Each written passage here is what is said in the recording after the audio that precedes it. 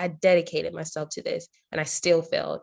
And coming from high school was where I was a high performing student, graduating at the top of my class with over 200 students, like I tied my identity to, and my self-worth to my grades. And so to fail a class was just telling me, it felt like I was a failure and that I was worthless.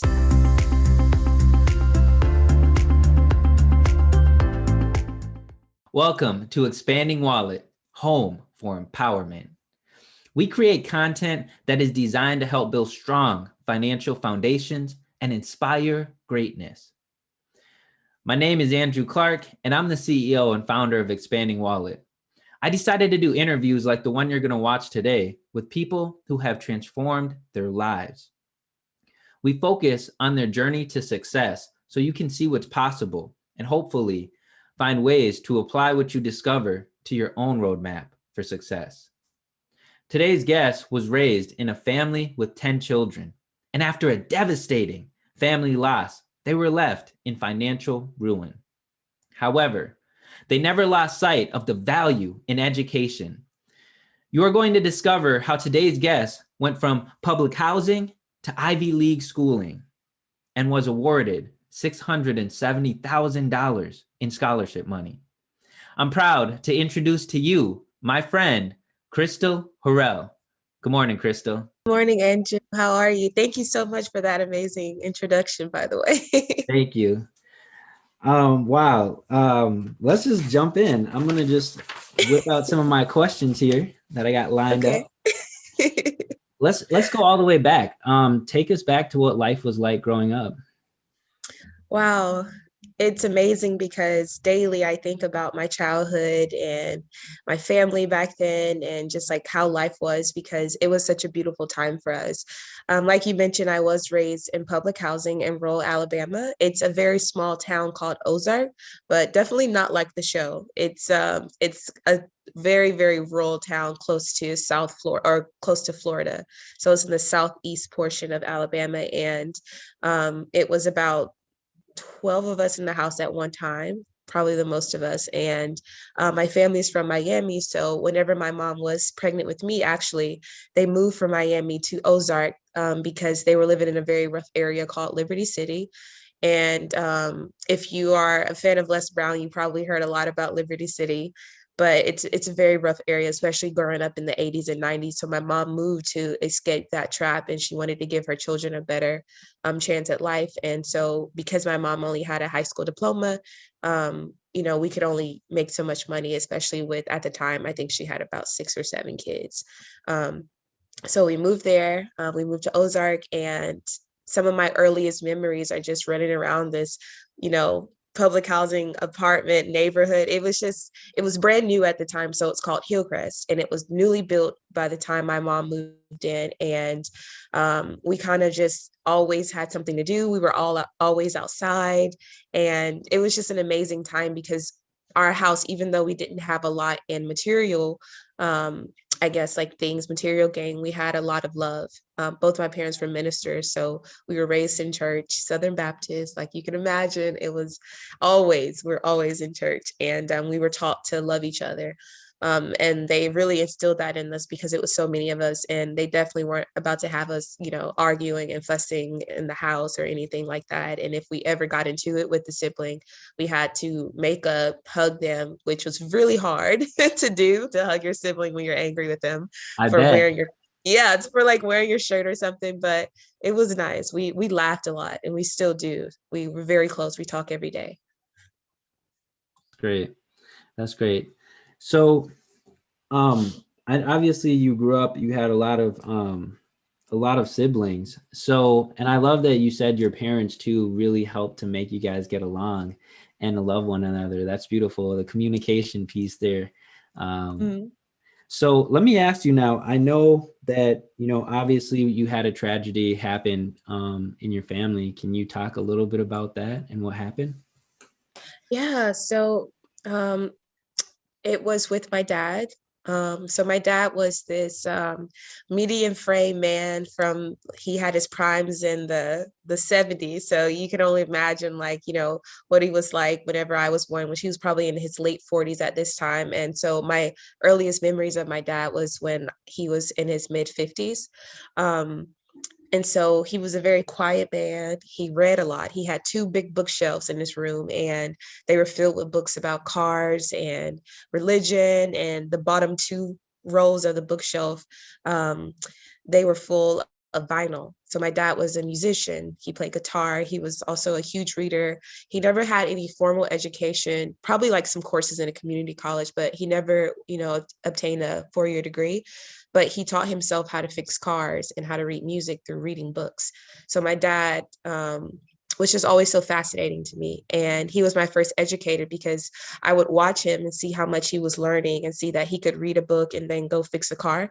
And so I asked him to teach me, how to read and write. And this was before I was in school. So I can just remember like some of those memories of my dad and him being like my first educator. And then when I was about, I think about 7 or 8, I remember my dad going away for a long time.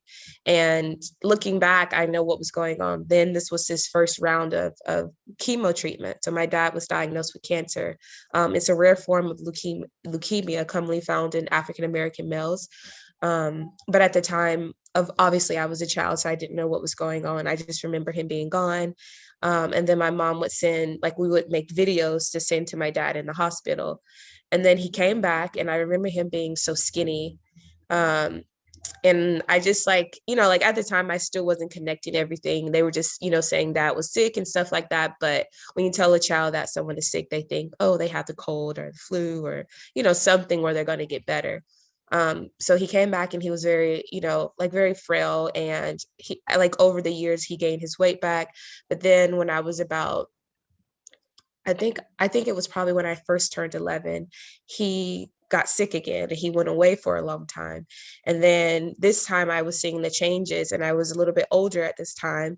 And so I was, starting to ask more questions. So when I saw him with his hair cut low, I asked him like, why did you cut your hair so low? And he was like, he kind of laughed it off and was just like, oh, I, had the razors too short, but I won't cut it like this again. Because my dad had a very full head of salt and pepper hair, even in his late 50s. So I knew something was up. And then I remember like we would go to the pool because he would take us to the library, the pool, anywhere just to get us out of the house. And I remember him just like struggling to get comfortable on one of the pool chairs. And he had a cane, which was strange to me because my dad was a very active man, like not even a year before that. Um, and then one day he went away, and this time he never came back. And I remember just like going into the living room, and I remember looking and seeing like just how quiet everything was. Like first I heard just how quiet everything was that morning. And I was like, oh, this is strange because it's always something going on in our house. Like you can imagine it's a lot of us. Um, but this morning it was very quiet. The energy in the house was really different. So I got up and I went to the front room, and then there were all these people in the front room, and I didn't recognize a lot of them. But they were my dad's family and friends from Miami. And then I saw my mom sitting on she was sitting on the arm of the gray sofa we had. And she told me to sit down. And she said, she looked at me and my siblings who were sitting in front of her. And she said, I have something to tell you that may seem a little bit difficult to understand at first. And then she like took this long pause and she said, your dad passed away last night. And I remember like, as she continued to talk, it was like her words became muffled because I was just like staring at her mouth and I was just like trying to comprehend like what those words meant. And then after a while of just me trying to, listen to her, but I can't really understand what she's saying because all the words like stopped making sense after that statement. I just got up and ran to the back room. And then everything after that was a blur. I don't really remember. I just remember like going to his funeral and then, looking at the casket, and I remember thinking like that doesn't look like my dad, but they say it is, so I'm just going to believe it.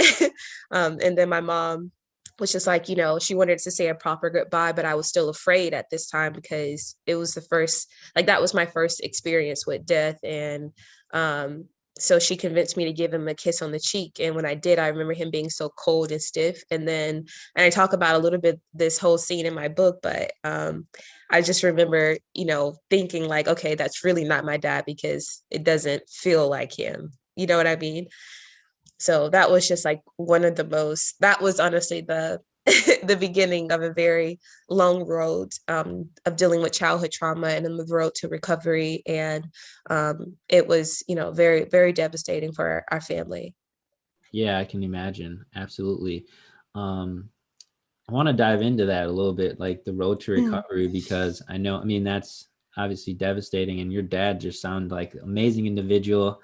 And It obviously, was. just hearing your first teacher. And I love when you said, he wasn't necessarily formally educated, but he was clearly a person who valued education and he Mm. taught himself things. And so I get just the leading by example piece.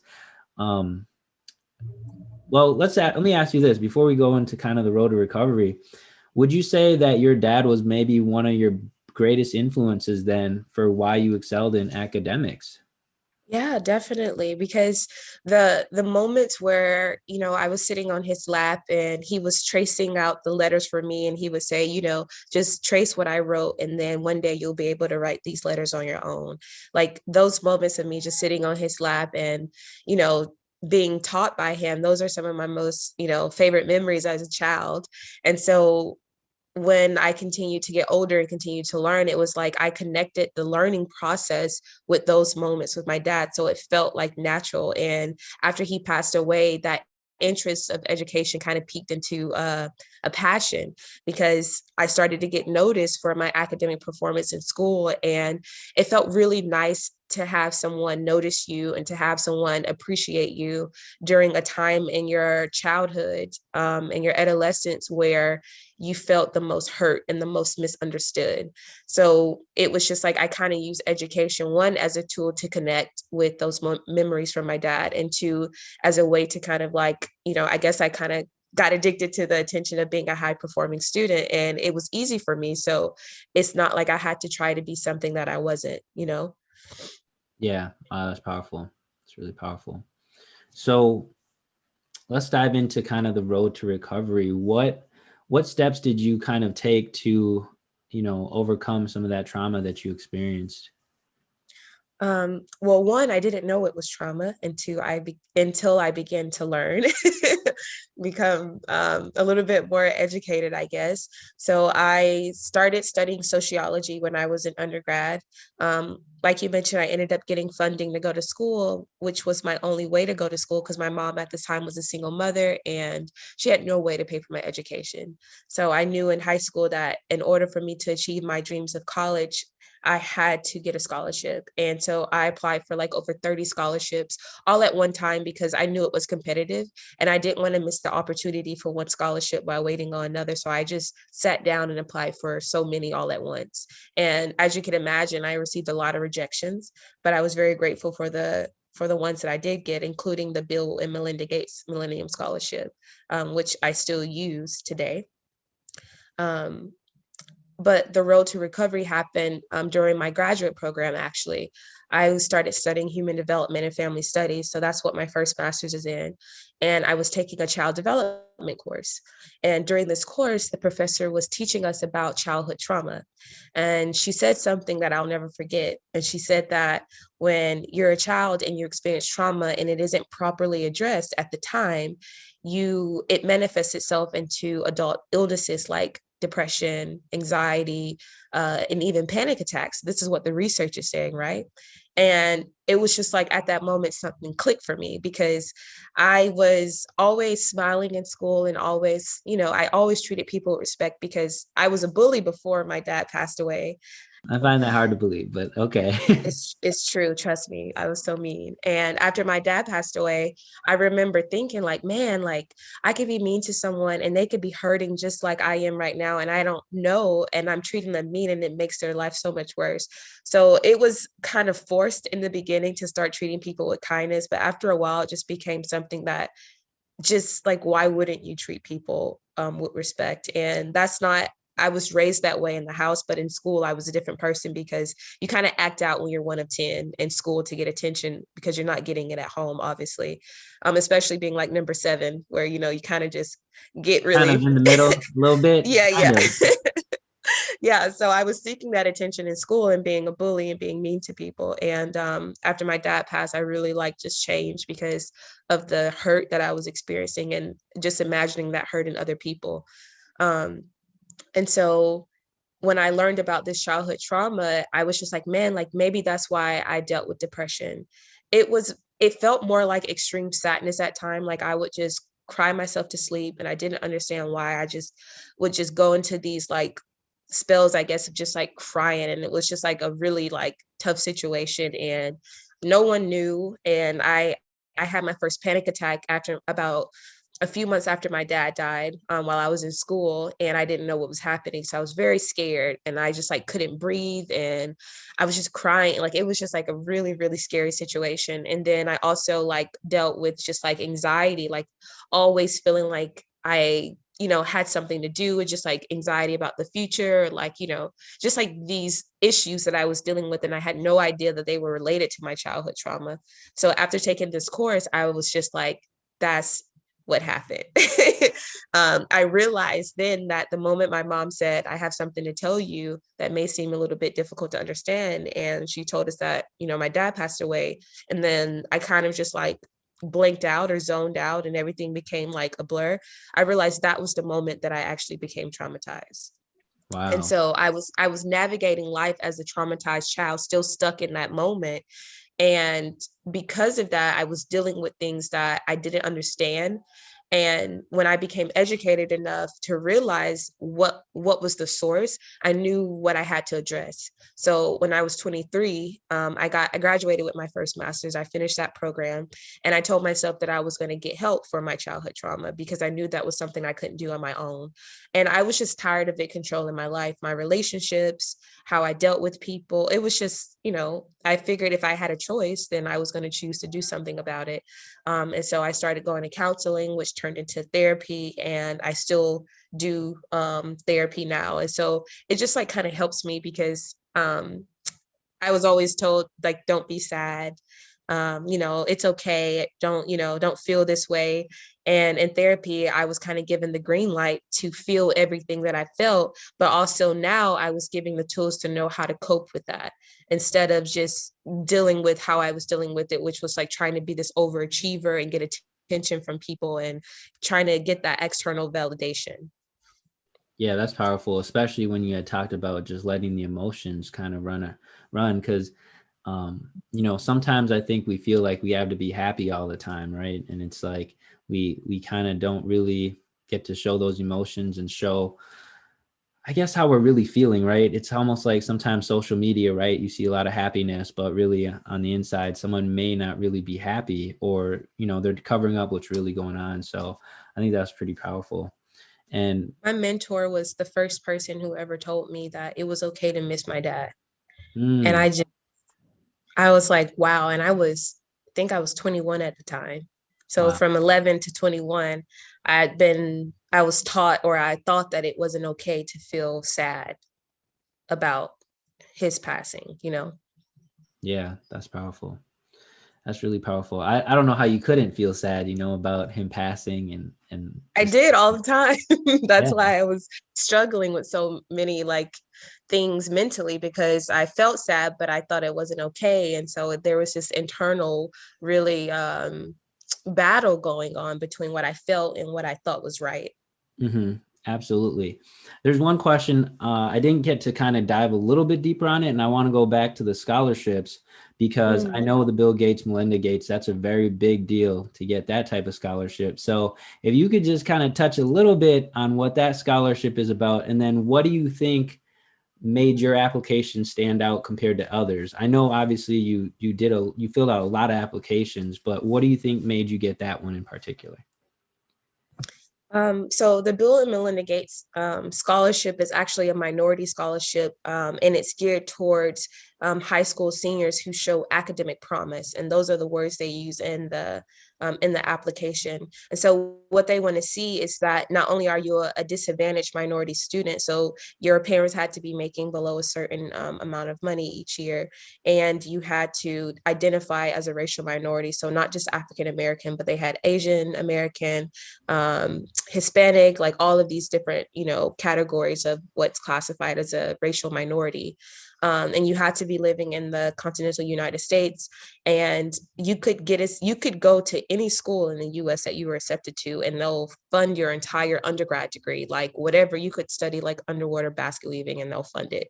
um, but when you go into graduate school, they are a little bit more strict on what you can study. So they have these 7 fields, and they chose these fields based off of areas where minority students were needed.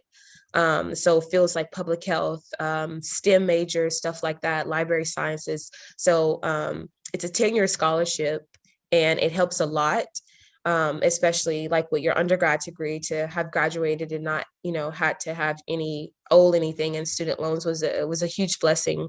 And I'm still grateful for that. And I'm grateful for the support they've given me in graduate school as well. So that's just like a quick, overview of the scholarship. But I knew about it because a girl in my high school got it when I was a freshman. So I didn't know anything about scholarships, but I remember she got it. Her name was Brianna Kilo. And I thought this girl was amazing. She was a cheer captain. She was smart. She was athletic. She was always winning like all these, what do you call those? Like Miss CHS, like, all these, I guess I forgot the name of them, but you have to vote for somebody to Oh, whatever. okay. Like student, I want to say student of the year, but that's not it. I know what you're talking about. Yeah. Yeah, I got you. So she was like both popular and did well in school. Okay, I Mhm. got you. That makes So sense. she was like the it girl. Yeah. And it made me so happy to see because she has skin like me. So it was just like, wow, like this is amazing. Like I could be like that too. So I remember there was a rumor circular, like, circulating that she got this very prestigious scholarship, and some of the people were upset because they were like, oh, it's so racist because it's only for people of color. And I didn't understand that at the time, but now that I'm older, I have a few words for those types of conversations. But at the time, I just kept quiet about it. And so I went to her nevertheless, and I asked her like, hey, how did you get this scholarship? And she laid everything out for me. She said she had to write 10 essays at the time. She said she had to have a certain GPA. I think it was above a 3.5 or 3.6. She had to have a certain amount of members of community service. And she also gave me a teacher to go to. She said, whenever the time came and I decided to apply for it, she told me to go to this teacher. And I asked her for her permission to use her name in the book. And she said yes. And her name was Miss Parrish, and she was the principal. She used to serve as the principal, but now she just, serves as an educator. And it was amazing because when I went to her, she embraced me really. And she was just like, yeah, of course, like I'll help you with the scholarship. So from freshman year to the beginning of my senior year, I basically decided that I was going to get that scholarship. And I was like, I'm just going to do everything that Brianna told me to do. So I really, like, at this point in the game, I was really like into my studies. I never went out. I couldn't date. So that wasn't even an option.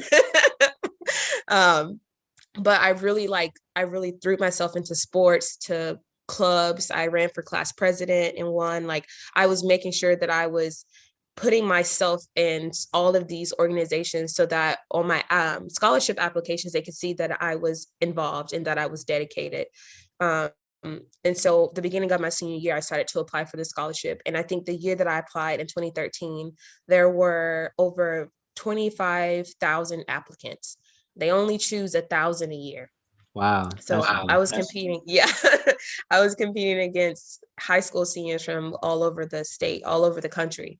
Um, and so I remember making it past the first round. The 9 essays, it was only 9 the time I applied. So Brianna had to do 10. I only had to do 9. And the 10th one was optional, which I'm probably sure I did it just because I was like, let me just add a little razzle dazzle on this application.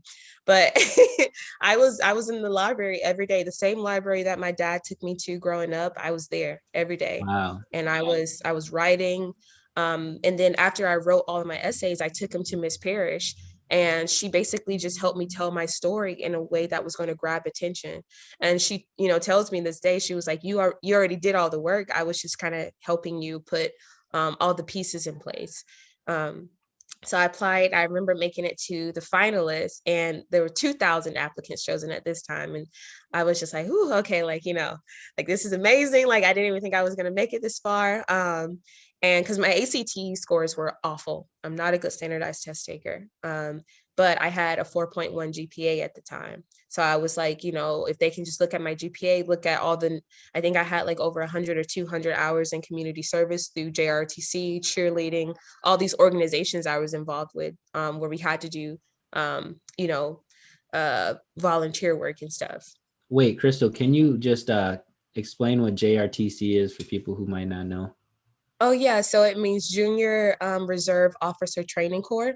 So you have different JROTC programs based on the branch of the military. So you have Army, Air Force, Marines.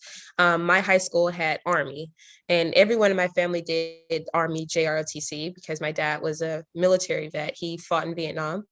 And so it was kind of just like expected that, everyone in the family had to do it. So I watched my older siblings go through the program where they used to be called the pickle suits because they were green. And then by the time I got in, actually when I was in, they changed from the green uniforms to the black and dark blue. So I did that for 4 years throughout high school. And, of course, that's the um, organization of service. And so I got involved with a lot of community service. With cheerleading, we used to go to the middle schools and read to the children there and help them with their AR points, like accelerator reader points and stuff like that. So that's JROTC. And during that process, I just wrote about everything that I had did or done from freshman year to senior year when I was applying. And then after about, I think it was maybe January or February or early February of my senior year of high school, I got a huge packet in the mail, and it had Bill Gates Millennium Foundation on the thing. And I was just like, oh my gosh, like first of all, it came in the mail. Which is like, it's so crazy to think because like, wow, like, during this digital age, like, the Gates Foundation is sending like snail mail, but it came in the mail. And I held the packet and I thought like, man, I really hope this is an acceptance letter, because if this packet is this heavy for them to tell me I didn't get the scholarship, I'm really going to be sad. And I remember opening it and I read congratulations and I just lost it. I like started crying. I took it to my mom and I was just showing her and I was like, Mom, like I got the scholarship. And we just like, thank God all like together. And we just, just realized that that was my ticket to achieving my dreams of going to school and just learning. Like that's what I wanted to do. I just wanted to continue my education because I knew I was passionate about it. And I wanted to be able to study something that was going to allow me to help people. So at the time I read Ben Carson's Gifted Hands, and I was going to go to school for pre-med and become a surgeon just like him. And first year of college basically was just like, yeah, no, not your path. Yeah, I understand that. Oh my goodness. What was it that you would say kind of made you like say, no, this isn't for me, I'm gonna go a different route? Well, the first thing is that I was a chemistry major and I failed my chemistry course. And I thought, well, you can't be a chemistry major and not pass your chemistry class. So I just had to really realize that like I wasn't in a focus or a concentration that matched my academic strengths. And I was a huge writer. I've always journaled since I was like in middle school. It kind of helped me deal with the grief of losing a parent that early in life. And so I was always good at writing. And my mom's a writer too. She used to write music, and she even like she wrote a book too. And she's just like an amazing woman, but she never had the opportunity to really act on a lot of her dreams and her talents and gifts right yet, because she was always raising us and she was always sacrificing to support us on our journeys. So it's just like after I failed my class, I was just like, something has to change, because I was studying every day. I never partied my freshman year and I still failed. I was in the library all the time. I would turn down invitations to hang out with friends because I was like, no, I have to study for this chemistry exam. And when I failed, it was kind of just like a gut punch because I'm like, man, like I dedicated myself to this and I still failed. And coming from high school was where I was a high performing student, graduating at the top of my class with over 200 students, like I tied my identity to, and my self-worth to my grades. And so to fail a class was just telling me it felt like I was a failure and that I was worthless. And so I ended up changing my major because I was taking a sociology class and realized that I was talking about it outside of school. I was talking to people all the time about what I was learning. I was figuring out why and how we dealt with each other. I was, figuring out words like norms and values and culture and how that relates to the grand scheme of humanity. And just like, I was so fascinated. And I did well in the class because we had to write a lot. So I ended up changing my major, and then my GPA improved, and I ended up graduating cum laude. And it was just like a very like great experience because I didn't have to become a pre-med and a doctor, well, a medical doctor on my way now to be an academic doctor, but like I didn't Right. have to go that route just to say like I'm good enough and I can do this. And let's say I, had dropped out of track because I started running track and field in college as well. And I did ROTC at this point, which is Reserve Officer Training Course. So it's not junior anymore. You're now at the, You're at the the next collegiate level up. level. Right. And so, because I got a scholarship to do it. And so that was one of the scholarship gates, and then the JRTC, and then a few other minority academic scholarships as well. So I decided that I was going to not sacrifice what I love doing, which was running at ROTC. And I changed my major, and that was one of the best decisions I ever made as a college student. Yeah, wow. I just want to touch on that a little bit because we Mhm. even talked about this before too, is just, you go to college so young and you're just so set on one thing, and then like it hits like, wait, this isn't really for me. So I think that is powerful because it's sometimes hard to switch. Sometimes there's Oh family yeah. factors, hey, you're going to be a doctor, yay. But then it's like, wait, this actually, something's not right here. I'm not aligned with this. And Hmm. sometimes it's actually a blessing to fail as early as you did, like if that makes sense. Because I mean, imagine Look just at like you. far down. I ain't gonna share too much, but I took all the pre-med courses before, and I did well in them, but I realized, hey, this is not for me, you know what I mean, before I graduated. So that's why that just resonates so much with me when I hear it. So yeah, it's a blessing in disguise. So that's really good. I don't regret taking the classes, but that Yeah. energy could have been somewhere else. No, I totally get it. If I had went through my entire, because I failed my first semester of freshman year. So I went through all of freshman year and then sophomore year to realize that, man, I sacrificed a lot of my college experience studying something that I was not aligned with. And I can't go back and get those missed opportunities back. So I mean, I didn't realize that at the time, but now that you say it, I guess it is a blessing in disguise to have failed that early in the game. Yeah, I mean, I'm not saying, like I said, I don't regret it, but I think like one of the things is that just kind of like with college is I feel like so many people, they kind of bounce around a little bit, right? Because they're in this thing where you got to try to get through it as quickly as possible for most people when they don't have, a huge scholarship, or it just, the money's piling up, so you're pressured to try to pick something and get it done, but it may not be the right thing for you. So that's one thing I was just fortunate about. I was able to use my degree and get into a career, that I love. So yeah, that's just such a powerful topic right there. Yeah. And you're right. We don't change our majors if we're not aligned with it because of pressure. And we want to choose a major that is going to help us support ourselves and our family. Because especially a lot of first generation low income students like myself, we're like, like we can't study something that we're passionate about. It may be art or something.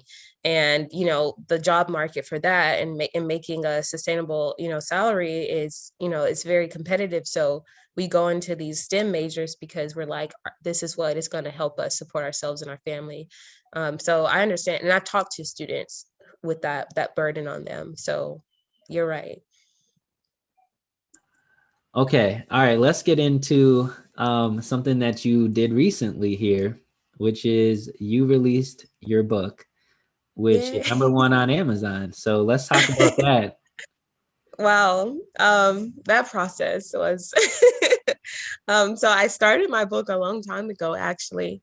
So the name of my book is Crystal Clear, A Journey of Self-Discovery from Public Housing to Ivy League. And I talk about my academic journey from where I started in rural Alabama to where I am now at Yale University.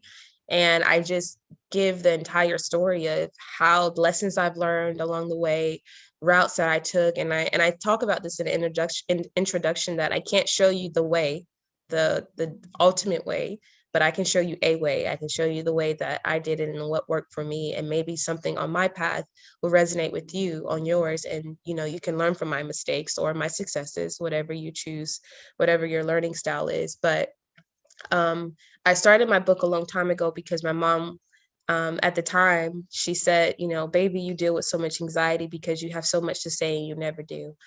And it just hit me like, man, like maybe she's right. Maybe I don't talk about the struggles. And as a graduate student, especially at a type of student where you're always trying to be a high performer, you don't want to admit your mistakes because then you think your peers who it appears like they have everything figured out, they don't have the same issues that you do. So you think that something's wrong with you, or you think they don't have the same issues as you do. But I realized very early that students, especially graduate students, we're hiding a lot and we don't talk about what we're dealing with for a reason because we don't want to seem like we don't know what we're doing or we don't have it figured out. Um, and it's crazy because that culture of academia kind of socializes you to believe that you can't, you know, not have it figured out. You always have to know what's going on and you have to be so intelligent. But yeah, so I wrote my book because I was tired of seeing people like me slip through the cracks. And I had a professor at the time, and he looked at me and was like, students of color fail because of lack of mentorship and lack of investment. And when he said this to me, it just like it rubbed me the wrong way. I even told him that, and he told me that because I was a student and he was a professor, I didn't have the right to tell him that I was offended by what he said. Um, but I always kept that feeling with me. It was like I had a lump in my throat because I had so much to say about what he said to me, but I held it in. And I was just like, you know what, I'll take the situation and I'll do something with it. So I was just like, if students of color, if you say students of color fail because we don't have any mentorship or anyone trying to invest in us, then I'll figure out a way to do it. And I'll figure out a way to help students like me. And so I started my book, and about 1/3 of the way through, I stopped because I was like, this is hard. And I usually don't like turn away from things that are difficult. Like, no, like I'll do it. If it's hard, I'll do it hard. But like a book was a whole different ballgame. Like I had no idea how to write a book, and I had no idea where it was even going, and if all the work I was putting in was even going to go somewhere. So I was like, why am I doing this right now when I have a whole degree I'm trying to get? Um, so I ended up joining a mastermind with Les Brown, and I had the opportunity to tell him my story. And the first thing out of his mouth was, "Do you have a book?" And I was like, man, like I started one, but I don't have one. But he was just like, let me give you some ideas for your book. So he gave me some ideas for a few chapters to write about. And I was just like, okay, no matter what happens, I have to write this book. And so I ended up getting an email from a self-publishing coach. It was like a generated email, I guess. I don't know how I got on this email list, but I was on it. Because I guess I said, I was like, okay, I'll finish my book. And then it's like one of those things, like you could be thinking or talking about something, the ad shows up on your Facebook. Yeah. It was like, yeah, Computer's it was, listening, right? The yeah, phone. it was like one of those moments. So I clicked on the email and I was like, it was a free coaching call. And so I was like, okay, let me just set up a meeting with the coach. And I don't know what this man said to me or what was sold or what was said, but I just knew I had to be in this program. It was a guaranteed bestseller to have a coach to walk you through. And at this time, I had already became a certified coach myself through my university because I was I was teaching students how to be better students. So I got certified as an academic success coach. And I knew the value of having someone hold the vision for you and coach you Absolutely. along the way. And so I knew the value of having someone who had already gone through what you were about to go through or what you were already going through to tell you, this is what worked for me and this is, something that may work for you. Like I understood that value because of my experience with being a coach. Even though it was a very large investment, especially for a graduate student, I knew that I was not about to continue struggling on the process of becoming a writer or becoming an author. So I decided to use my credit card and I was like, I'm just going to do it. I'm going to take this leap and I'm going to invest in this program. And it was one of the best investments I've ever made. And it's already paid dividends because just the amount of growth that I've made on the process of having a coach. And now me and my writing and my publishing coach are like best friends. And I love her so much. And she's been like an amazing, just inspirational person on this process because it's not easy. And it's not, I'm not even gonna like try to sugarcoat it. But if you have a coach, someone who's already done it to tell you like this is where you need to be at this point, this is the next step, it makes the process so much easier. So I was just like, okay, like let me just go through and do this. And so I ended up selling my TV and I made a word count goal. So I had a number of words I needed to write each day. And every morning I got up before the sun and I just wrote, and I told myself that I was going to finish my first draft before the end of 2020. And on December 31st at, I believe it was maybe 5 o'clock p.m., I finished my first draft of my first book and I celebrated and I cried. And it was a very moving experience for me because I realized that I could do it. And all it took was just, me reaching out and asking for help. And I didn't have to do everything on my own all the time. And so I finished the book and my coach laid out a launching process. I got a launch team. And during the launch week or promo week, my launch team helped my book reach bestseller status for a couple of days, actually. And that was how I became a first time best-selling author while a full-time PhD student.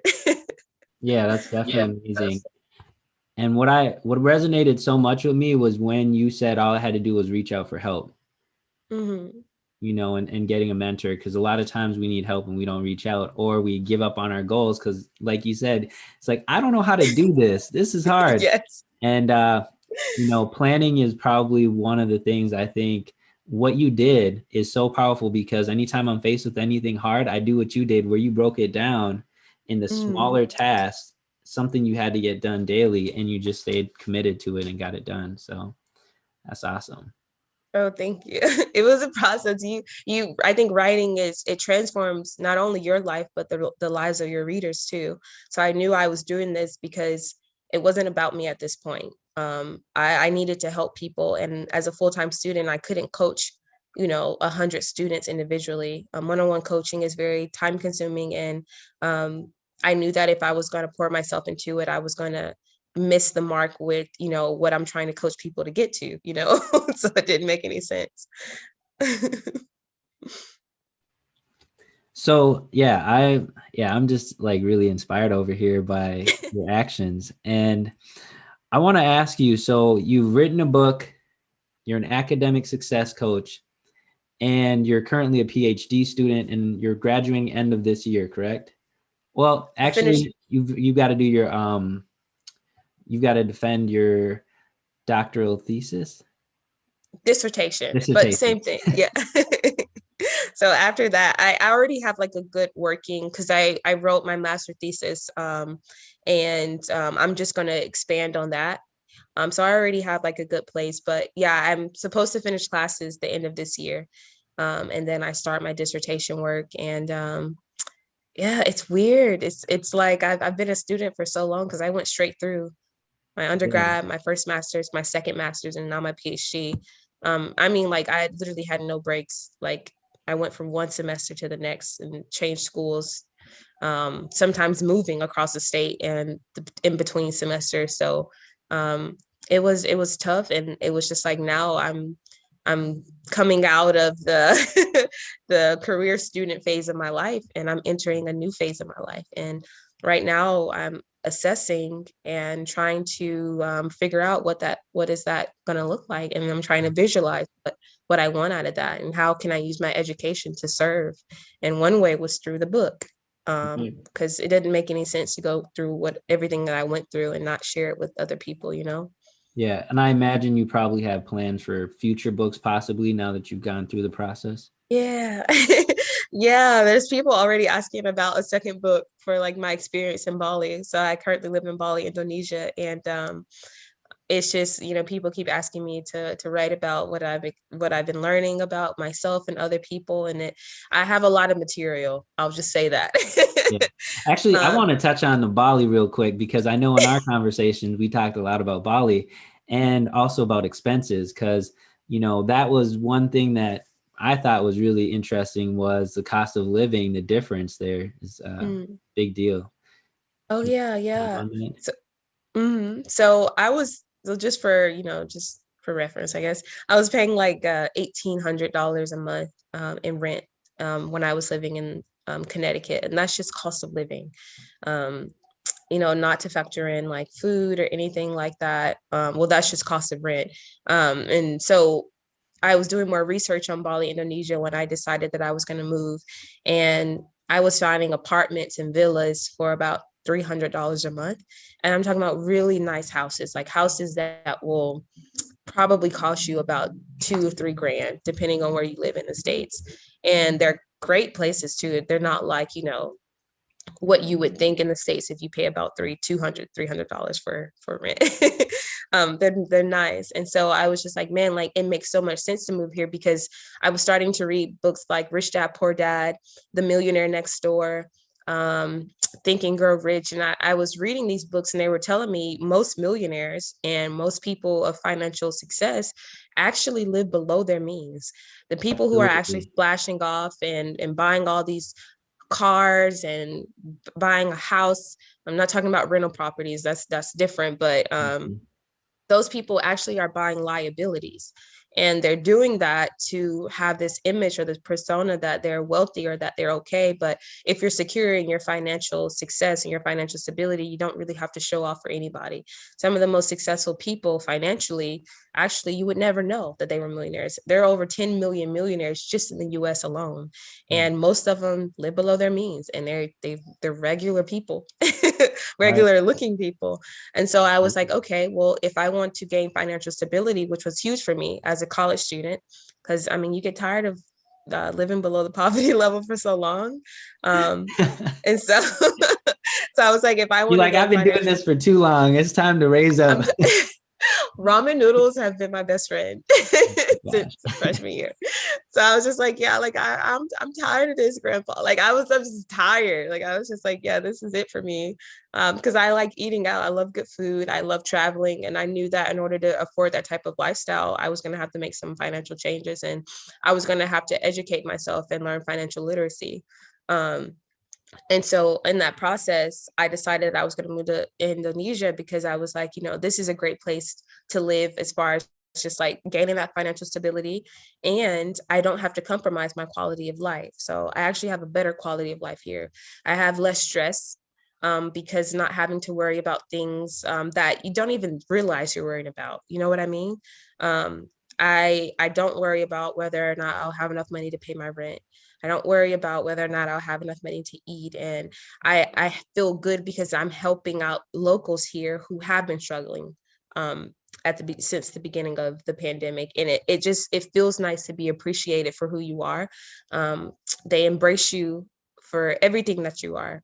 I've had so many locals. I mean, at first it was strange, but people stare at you and they ask to take pictures with you, and they want to touch your hair, and it's just like they're so fascinated by you and who you are, and it just feels so different from being in the States, where your differences, and especially being an African American woman, um, it's not celebrated, and you still have issues of dealing with stress, due to issues like discrimination, whether that's perceived or covert forms of racism and overt forms of racism. So it's just like it's a different world. So I'm having to re-socialize myself, which is difficult to do sometimes at my age, because the socialization process, the most valuable age frame is probably like from 5 to, I don't know, maybe like 7 or so, 7 or 8. So I'm having to relearn how to deal with people and how to navigate through my environment. And it's totally opposite of what I grew up in.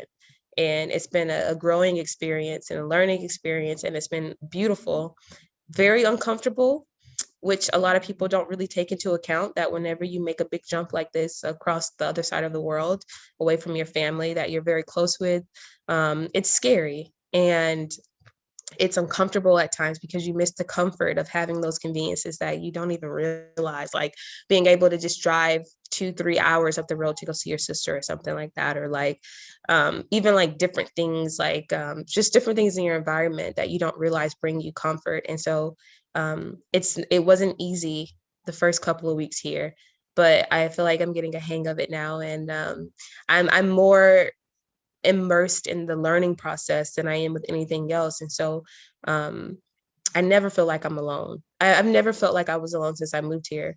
And the community of people that I have in my, like in my surrounding and my network, have just blessed my life. Like honestly, just thinking about the people I've met here it makes me emotional, because it's beautiful to meet people who are so aligned with you, and you feel like you've known them your whole life.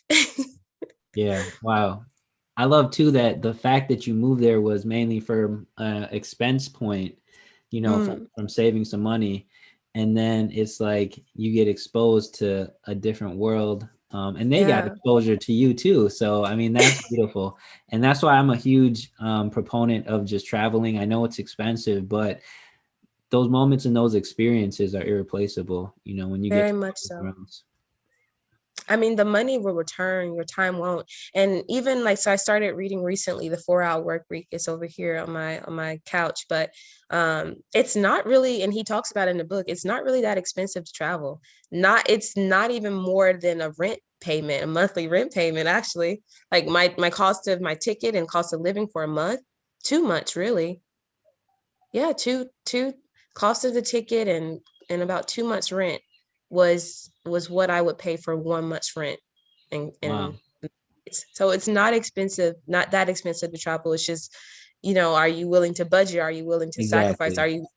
It's kind of scary. I think there's a more of a psychological barrier around traveling, and especially as a solo traveler.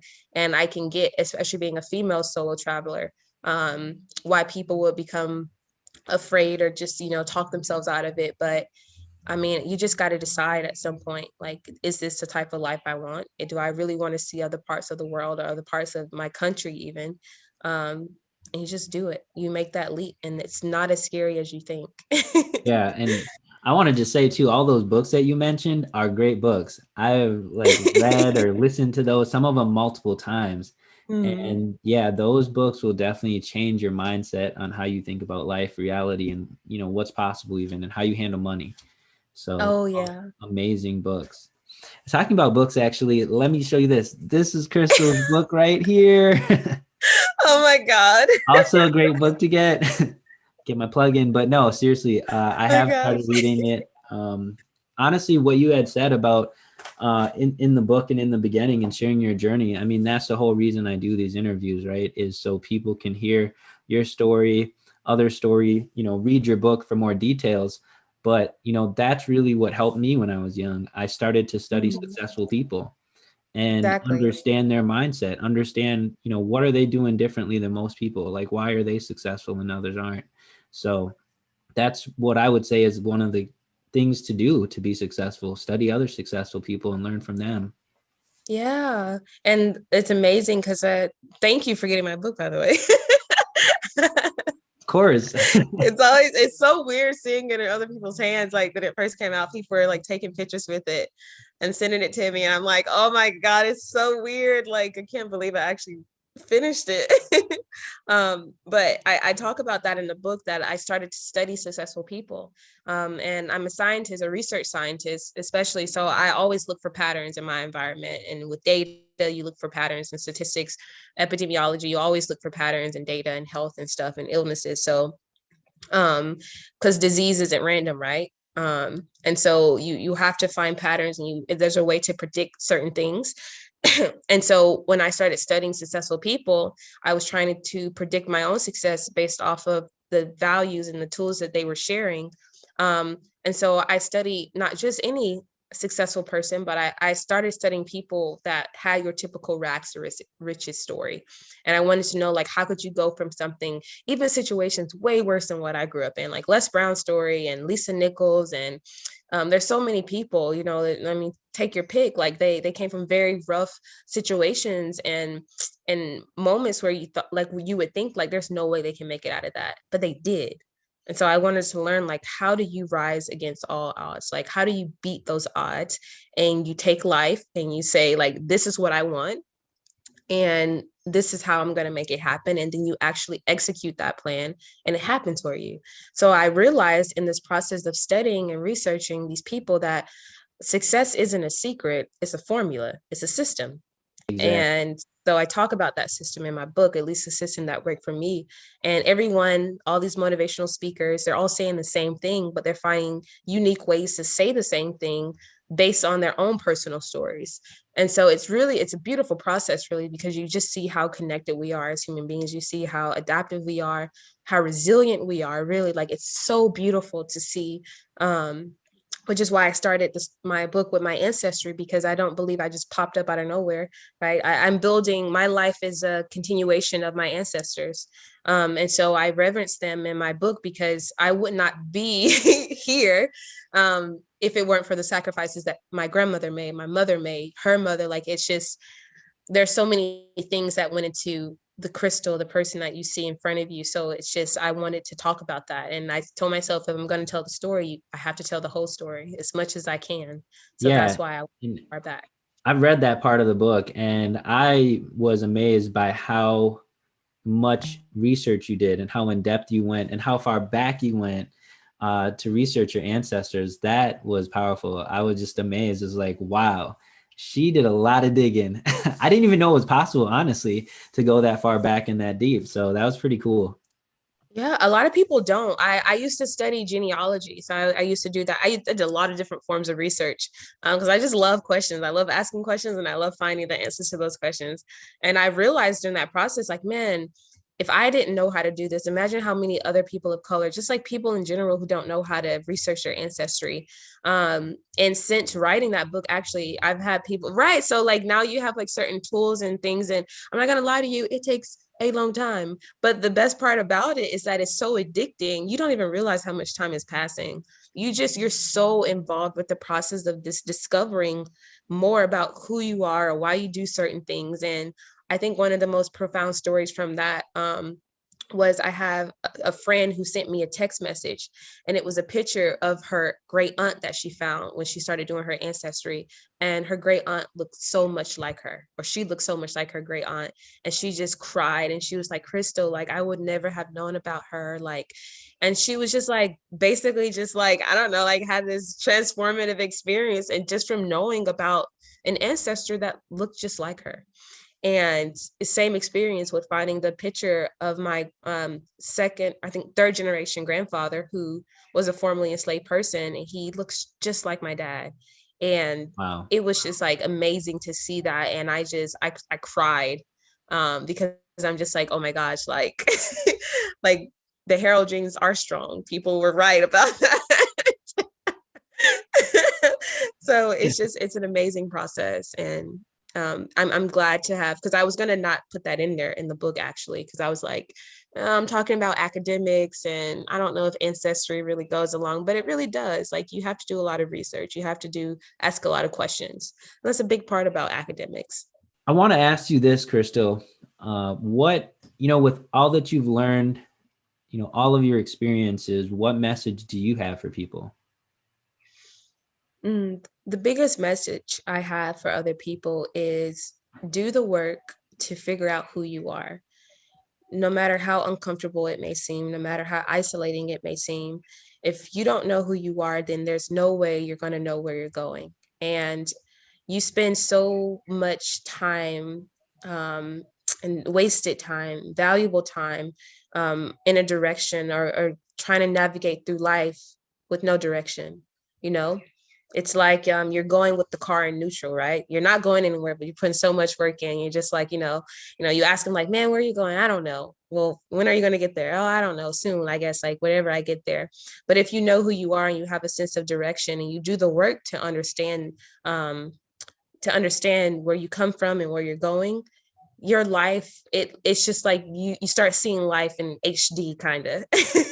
And you navigate through life through this heightened awareness, and you're able to not only have a better quality of life, but now you have a way to have a bigger impact in other people's lives. And that's the most important thing that I think we can do in this earth, because everything we gain, all these titles that we gain and we associate ourselves with, all of that pass away. It dies away whenever you leave, right? So like what legacy are you trying to leave behind? And the biggest legacy you could leave is the impact that you have in other people's lives.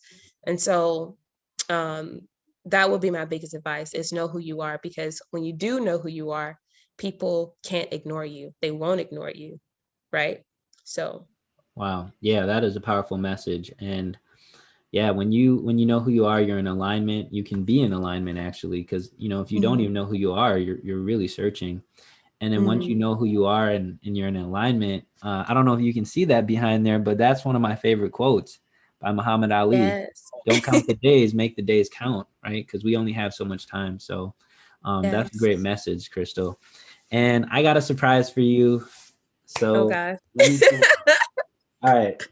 So as a thank you for being a guest, Oh, I don't know if you can read this. Can you read that? It says yeah. learn, believe, grow. And Thank you so much, Andrew.